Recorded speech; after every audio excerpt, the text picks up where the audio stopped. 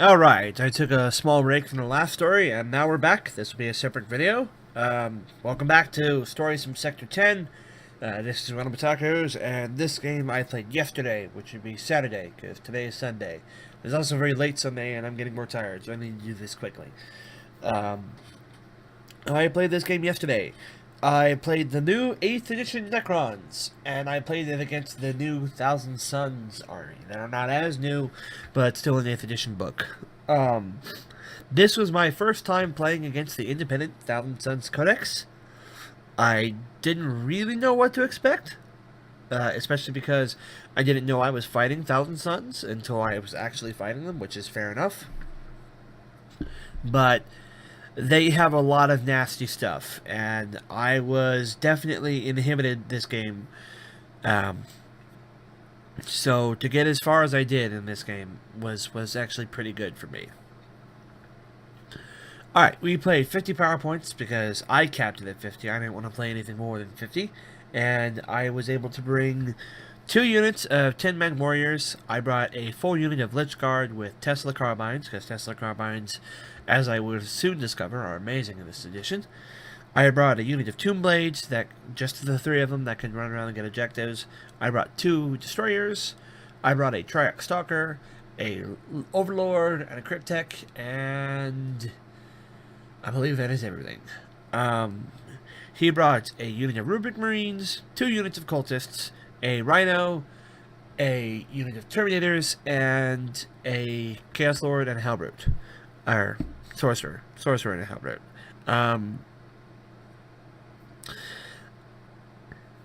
The thing about the Thousand Suns, they have a special rule called, I believe it's called All is Dust, or it's like Dust of 1,000 Years, or something like that. It's Dust.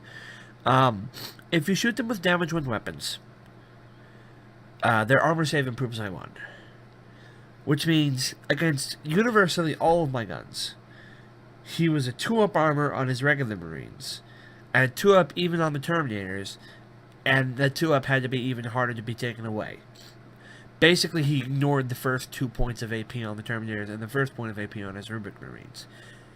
And that crippled me quite a bit, because the advantage of the Necron army is we have AP pretty much across the board, and the Dynasty I took gives me increased AP, which did not help at all this game.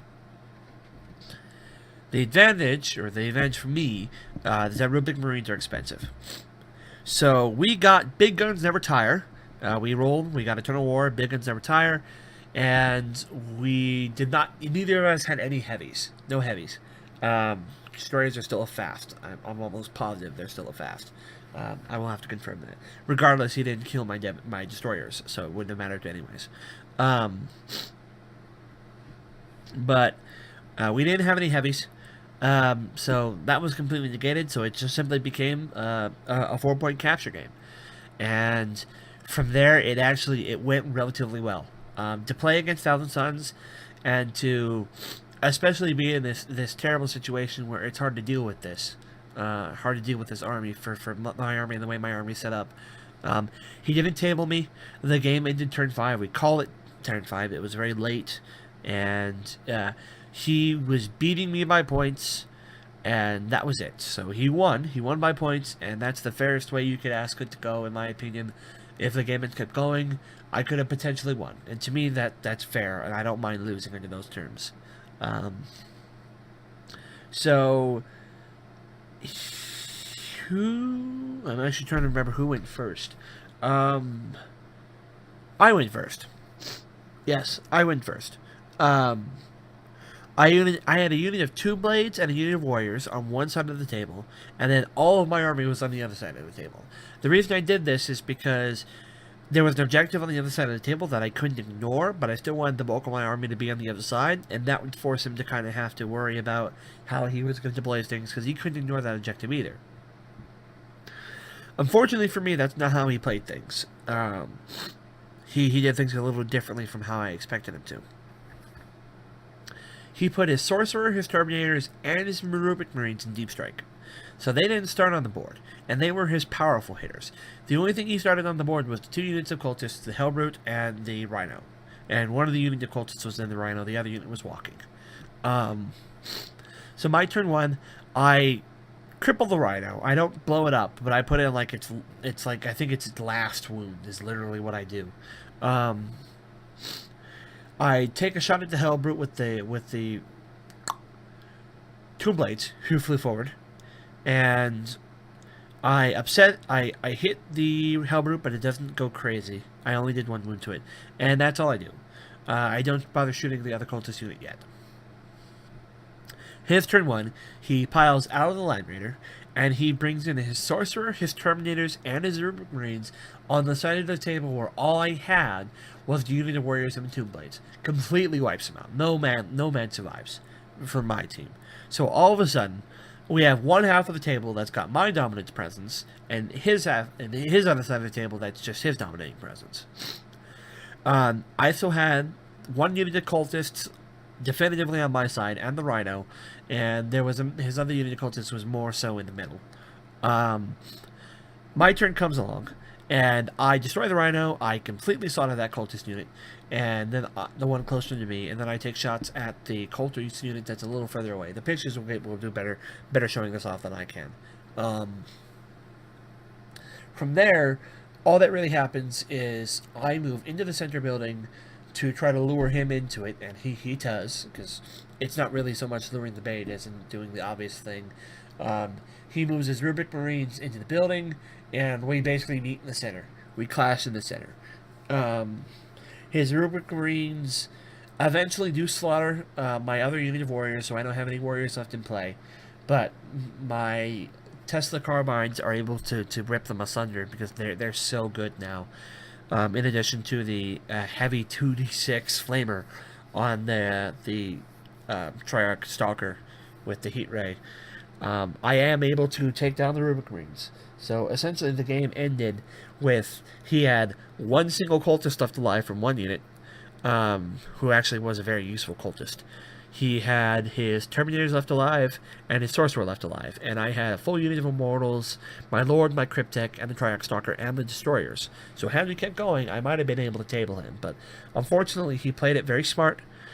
Turn 5, he was using Warp Time, so he moved all of his units that he had left onto objectives. He had a Sorcerer on one objective, and the Terminators on the other, and the Terminators didn't need to hold their objective. He got First Blood on me, so he had 2 objectives and First Blood. I would need to claim 2 objectives and claim a 3rd objective or slay his Warlord. I couldn't do that because he took the one cultist unit that survived from earlier combat and put it in front of his Warlord, so I can't split fire shots into the Warlord. I would have to spend an entire unit's fire upon that one cultist, and at that point, everything I had left wouldn't be enough firepower to take down the Lord. So turn 5, he put me in a no-win situation. But it still felt a very good game. Again, I felt like I could have won that. And typically, you roll for turn 5. It might have not even ended had we not called it because it got so late.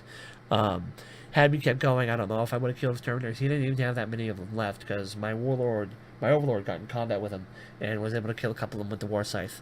Again, there will be pictures of that. Surprisingly, I have less to say about this game than I played yesterday than I did about the game that I played last week. But this one was 50 power points and basically straightforward. Necrons have become kind of a second nature to me. I've been playing them since 4th edition. So, I know their units very well. The pictures here should do a good job of showing what happens. Again, I've been trying to take more pictures as sections go between the phases and stuff. And then I can help try to use text boxes to illustrate what I'm meaning to show in the picture, if I can actually get that to work. By the time the previous story video went up, you'll know whether or not that actually worked. I don't know yet because I haven't edited these. I'm just recording this all at once. So, I don't really have much else to say about this one.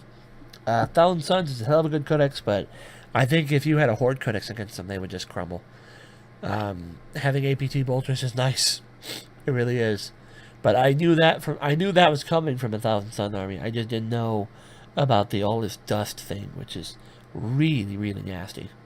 So, thank you all for listening, and I have a 3rd story to record. Like I said, surprisingly, didn't have that much to say about this one. Short video.